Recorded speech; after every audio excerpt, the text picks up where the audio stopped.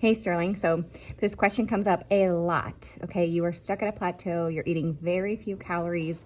How can you actually see success, right? Well, I'm going to give you a little bit of a breakdown of how your metabolism works super quick so that you can understand what the next step is for you. Let's pretend that you do one of those calculators, right? And you put your information in and it comes up with this number that tells you what is your natural your natural maintenance amount, okay? Your natural caloric metabolic rate, right? And let's pretend that that is 2,000 calories, okay? Now, in theory, if you eat less than that, you're gonna lose weight. And if this is the first time that you're dieting, you've never intentionally restricted calories before, then that is true. You can use one of those TDEE calculators and get a pretty good estimate of what your natural metabolic rate should be.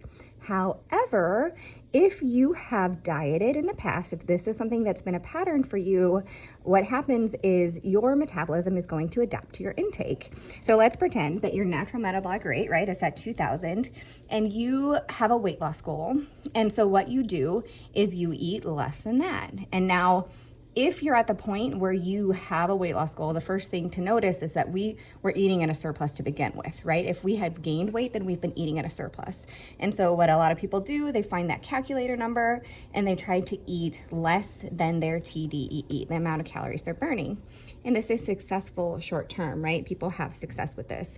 But if you keep doing it, right, eventually your metabolic rate is going to match the 1,700. This is what bodies do. This is why the human race has been around as long as it has. We can survive on far fewer calories. We can adapt. And so that's why you plateau. That's why everybody plateaus, metabolic adaptation. So you go to 1,700, it doesn't work anymore. You have to cut again to 1,400. You can see success short term again. You plateau, you got to cut again to 1,200. You cut again, whatever. This is the pattern so that you can continue to see results, or from diet to diet, right? Because you have to go lower and lower each time to get the results you want to get for fat loss. So if you get to this point where you're down here or below and you're unable to get results, then that's because your metabolic rate now matches your intake. And this doesn't mean it's broken. It doesn't mean anything's wrong with you. You're not in starvation mode. It just means your metabolism is doing exactly what it's meant to do, okay? Now from here, what we want to do, and what some of the other members here were suggesting, is that you increase your calorie intake. And generally, we'd increase it kind of in the same way. We take small jumps so that your body can get adjusted to that, so that you're not putting fat on, right? Because if we go super fast or we start doing it with things that are low quality foods, right? If we up our intake, but the only thing we're adding is Oreos, you're still not going to get the results you want. So we want to go slow so that we can get really good at getting the quality food back in. And you work back up to around your natural metabolic rate. Now, if you want to bulk, right, or if you want to gain weight, you'd eat above that. But if all you're doing is working back up to this, it's not gonna reverse all the results that you've already gotten, right? We're not going above what your natural rate is. We're just going slowly so that your body can relearn how to burn all of those calories again. This is called a reverse diet.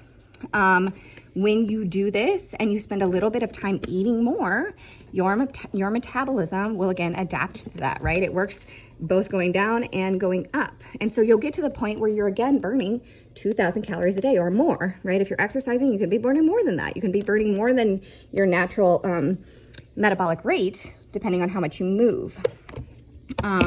Once you're there, then you can go into another cutting phase, right? You can be really successful losing weight again, instead of just spinning your wheels trying to get that last 2 pounds off, or seeing that last 3 pounds come off and go on and come off and go on, and really struggling with such a low intake. You don't have to do that.